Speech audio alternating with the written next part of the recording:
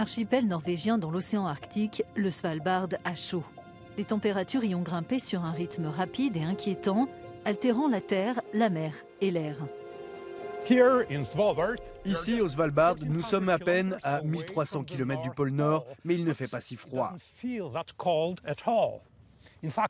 En réalité, Longyearbyen, située derrière moi, est la ville qui se réchauffe le plus vite sur Terre. Les températures ici ont bondi de 4 degrés en 50 ans.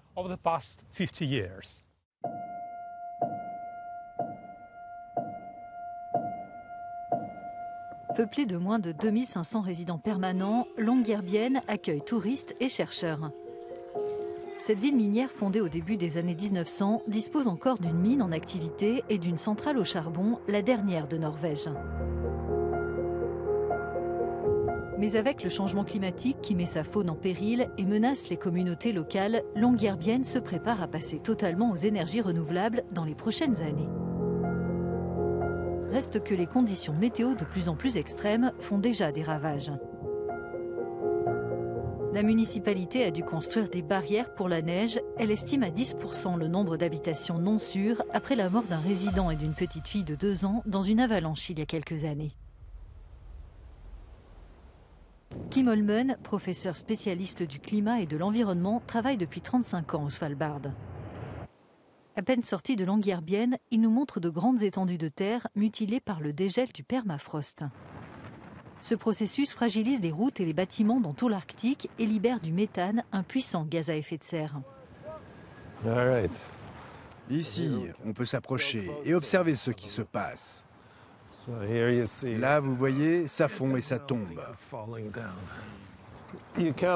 On ne peut plus marcher sur cette herbe, les rennes ne peuvent plus la brouter. C'est un exemple frappant de la manière dont le monde change à cause du réchauffement. La hausse des températures et la fonte croissante des glaces affectent les habitats de la faune. La plupart des espèces endémiques ne peuvent pas s'adapter suffisamment vite et la migration vers des régions plus froides est impossible.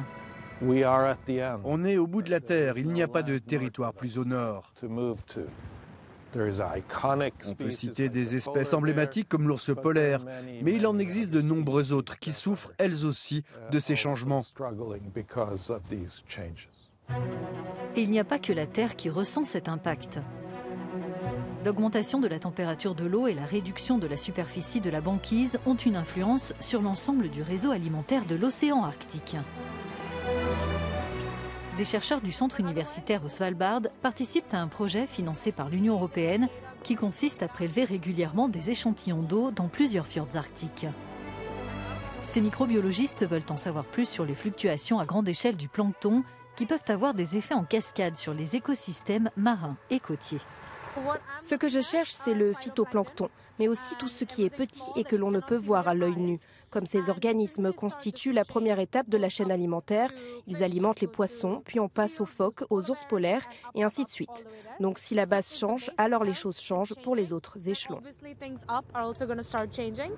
La collaboration scientifique est un élément clé de la politique arctique de l'Union européenne qui vise à rendre la région plus résiliente au changement climatique et à la dégradation de l'environnement, à la fois en réduisant l'empreinte carbone de l'Europe et en soutenant la recherche internationale. Un court vol nous emmène à Ny-Ålesund, le lieu de peuplement humain le plus septentrional de la planète. Ce célèbre point de départ d'expédition polaire historique est aujourd'hui une station de recherche fonctionnant toute l'année et représentant 18 institutions scientifiques de différents pays. Isabelle Schulz est la chef d'équipe d'Avipev, l'unité commune de l'Institut allemand Alfred Wegener pour la recherche polaire et marine et l'Institut polaire français Paul-Émile Victor. L'équipe réalise des mesures sur le long terme et aide les chercheurs invités qui peuvent bénéficier de financements européens pour travailler en Arctique.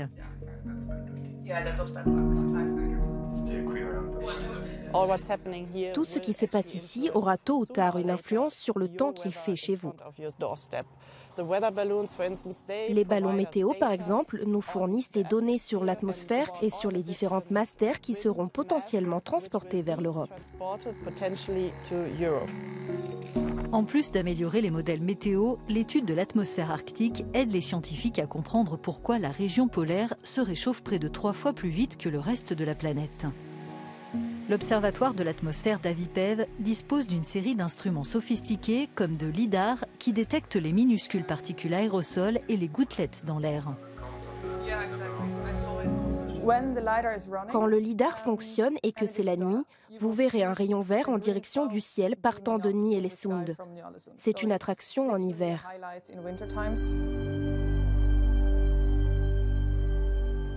C'est impressionnant et en même temps c'est utile pour la recherche. Certaines de ces mesures peuvent faire la lumière sur ce qui est considéré comme le plus grand défi de la science du climat, comprendre le rôle des nuages dans le réchauffement climatique. Ny-Ålesund est un endroit très particulier en Arctique. C'est l'un des rares sites de mesure où l'on a de l'énergie, de l'électricité pour faire fonctionner les instruments que nous avons sur le toit et l'on peut réellement faire des mesures sur le long terme à l'intérieur des nuages. Les paysages intacts du haut Arctique ne sont qu'une illusion. Les scientifiques trouvent ici quantité de toxines apportées du monde entier par le vent et les courants marins. L'équipe d'Olivier Chastel du CNRS français étudie la manière dont ces polluants industriels affectent une colonie d'oiseaux située à quelques encablures de Ny-Ålesund.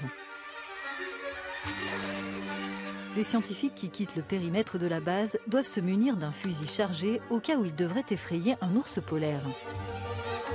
En effectuant des mesures et prélèvements sanguins sur la même colonie, année après année, les chercheurs surveillent l'évolution des niveaux des différents composés. Certains de ces produits chimiques sont moins présents, comme l'insecticide DDT qui a été interdit à l'échelle mondiale en 2004. Mais de nouveaux motifs de préoccupation apparaissent. On voit la montée de nouveaux polluants émergents, comme les perfluorés que l'on trouve dans les poêles anti-adhésives, certaines mousses anti-incendie, les vêtements waterproof. Les toxines industrielles peuvent altérer le développement et la reproduction des oiseaux marins et d'autres animaux de l'Arctique. On trouve aussi des niveaux de contaminants forts dans les orques, dans les phoques, etc. Donc oui, c'est toute la chaîne alimentaire de l'Arctique est contaminée par ces polluants. L'Arctique est en train de changer sous nos yeux. Il présage un avenir potentiellement imminent dans d'autres régions du monde et auquel ni les hommes ni leurs voisins animaux ne pourront facilement échapper.